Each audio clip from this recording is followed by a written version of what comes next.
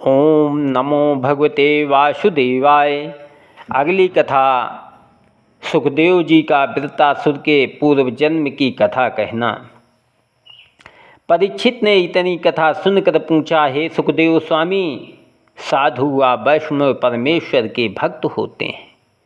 वृत्तासुर दैत्य को, जिसे त्वष्टा ने क्रोध से उत्पन्न किया था, युद्ध में मरते समय किस तरह ऐसा ज्ञान हुआ था। सुखदेव जी बोले, हे राजन, जिस कारण वृत्तासुर को अंत समय ज्ञान उत्पन्न हुआ उसकी कथा सुनो।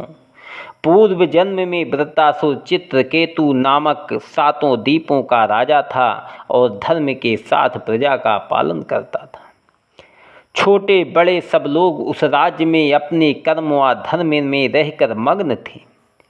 राजा चित्रकेतु के 1 करोड़ स्त्रियां थीं, किंतु उसके कोई पुत्र ना हुआ, इसलिए वह 8 पहर सोच में रहता था।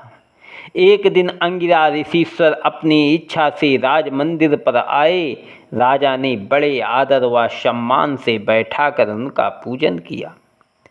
जब ऋषीश्वर ने उनको उदास देखकर पूछा कि तुम इतने बड़े धर्मात्मा व प्रतापी राजा होकर मलिन रूप क्यों दिखलाई देते हो, तब राजा ने हाथ जोड़कर विनय किया कि महाराज, तुम्हारे आशीर्वाद से सब सुख मुझे है, पर संतान न उत्पन्न होने से दुखी रहता हूँ। जिस तरह कोई भूखे प्यासे मनुष्य के शरीर में चंदन आदि लगावे तो सुगंध सूंघने से उसकी भूख प्यास नहीं जाती, उसी तरह पुत्र के बिना यह 7 द्वीपों का राज्य व सुख मुझे अच्छा नहीं लगता। जैसे आप दयालु होकर यहाँ आए हैं, वैसे ही मेरी यह चिंता भी दूर कीजिए।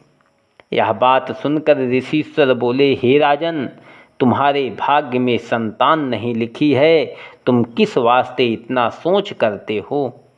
हम भवसागर पार उतारने का उपाय बतलाते हैं, तुम परमेश्वर का भजन करो, जिसमें तुम्हारी मुक्ति हो। राजा बोला, महाराज, पुत्र के बिना मुझे ज्ञान व ध्यान अच्छा नहीं लगता। अंगिरा ऋषीश्वर ने पुत्र की अति अभिलाषा देखकर उससे कहा, हे राजन, जो तुम ऐसा हठ करते हो तो तुम्हारे एक पुत्र होगा, किंतु उसके होने पर पहले तो तुम्हें बड़ा हर्ष होगा, पर पीछे से महा दुख पाओगे। राजा ने कहा, महाराज, एक बेर मुझे बेटे का सुख दिखला दीजिए, फिर जो चाहे सो हो। यह बात सुनकर अंगिरा ऋषीश्वर ने पुत्र होने के वास्ते राजा से यज्ञ कराया और पूर्णाहुति देकर जो कुछ साकल्य बचा वह प्रसाद राजा को देकर कहा, इसे तू अपनी एक रानी को खिला दे। जैसे ही राजा ने वह साकल्य अपनी बड़ी स्त्री कृतधुति को खिलाया, वैसे ही हर इच्छा से रानी के गर्भ रह गया और 10वें महीने पुत्र उत्पन्न हुआ। राजा ने बड़े हर्ष से 6 अरब गौ विधिपूर्वक ब्राह्मणों को दान दिया और सब छोटे बड़े को मुँह मांगा द्रव्यादिक देकर इस तरह प्रसन्न किया कि जैसे श्रावण भादों में पानी बरसने से प्रजा को सुख होता है। चित्रकेतु को उस बालक से इतनी प्रीति हुई कि उसके प्रेम में वह दिन रात बड़ी रानी के मंदिर में पुत्र के पास रहने लगा। जब दूसरी रानियों ने देखा कि राजा बालक के मोह से 8 पहर हमारे सवती के पास रहते हैं, हम लोगों को आँख उठाकर भी नहीं देखते, उसके बस में होकर हमें अपनी लौंडे के बराबर भी नहीं समझते, तो सौतिया डाह से सब रानियों ने आपस में यह सलाह किया कि यदि यह बालक मर जावे तो राजा हम लोगों से भी प्रीत करेंगे। ऐसा विचार कर एक दिन अकेला पाकर किसी रानी ने उस बालक को जहर खिला दिया। सो वह लड़का मर गया। कृत धुति रानी उसे सोया हुआ जानकर जब जगाने के लिए गई, तब उसको मरा हुआ देखकर अति विलाप करने लगी। जब राजा ने यह समाचार सुना तो रोता पीटता हुआ वहाँ जाकर पृथ्वी पर गिर पड़ा। वह 12 पहर तक ऐसा चेत रहा कि अपने तन की सुधि नहीं रही। राजकुमार के मरने और राजा के अचेत होने का समाचार सुनकर नगर में हाहाकार मच गया। सब छोटे बड़े रुदन करते हुए राज मंदिर पर आए। उस बालक के मरने का जितना शोक राजा, बड़ी रानी, दास दासी और नगरवासियों को हुआ वह वर्णन नहीं हो सकता। इतनी कथा सुनकर सुखदेव जी बोले, हे राजन, स्त्रियां अपने पति व कुल का भला व ना चाहकर केवल अपने ही तन का सुख चाहती हैं। इसलिए ज्ञानी मनुष्य को स्त्री की बात पर विश्वास करना और उनके बस में होना उचित नहीं है। नारद और अंगिरा ऋषिश्वर का राज मंदिर पर आना। सुखदेव जी ने कहा, हे राजन, जब चित्रकेतु के अचेत होने का समाचार चारों तरफ फैल गया, तब नारद मुनि और अंगिरा आदि ऋषिश्वर यह सुनकर राजा को बोध करने आए। उन्होंने चित्रकेतु को उठाकर कहा, हे राजन, तू किस वास्ते इतना विलाप करता है? वह बालक तुझसे क्या प्रयोजन रखता था? ये सब संसारी जीव अपने पूर्व जन्मों का बदला लेने के लिए जगत में आकर इकट्ठे होते हैं।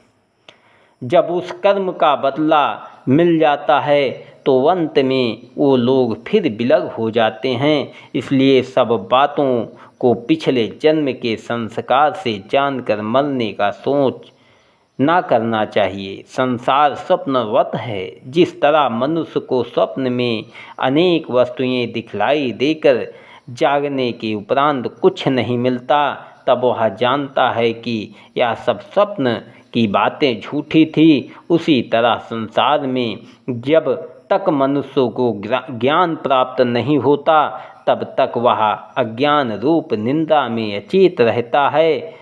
सो तुम इस बात को समझकर शोक छोड़ दो। उस समय राजा ने पुत्र के शोक में डूबे रहने से किसी ऋषिश्वर को नहीं पहचाना था। इसलिए उनसे पूछा कि तुम लोग कौन हो? तब अंगिरा ऋषिश्वर ने नारद आदि ऋषिश्वर का नाम बतलाकर राजा से कहा, मैं अंगिरा ऋषिश्वर हूँ। मैंने तुम्हारे यहाँ पुत्र होने का उपाय करके पहले ही कह दिया था कि बेटा उत्पन्न होने में तुम्हें हर्ष व विषाद दोनों होंगे। सो अब तुम अपने मन को धैर्य देकर मेरे वचन का विश्वास मानो कि हानि व लाभ सब परमेश्वर की इच्छा में होता है। इसमें कोई तिल भर घटा बढ़ा नहीं सकता। इसलिए तुम हरि चरणों में ध्यान लगाकर अपनी मुक्ति का यत्न करो। इस झूठे संसार की माया छोड़ दो जिसमें तुम्हारा कल्याण हो। नारद जी ने भी इसी तरह बहुत समझाकर कहा कि हे राजन, हम तुमको एक मंत्र बतलाते हैं, उसे तुम 7 दिन तक जपो, तुम्हें शेष भगवान का दर्शन मिलेगा। नारद मुनि के उपदेश से राजा चित्रकेतु को ज्ञान प्राप्त होना।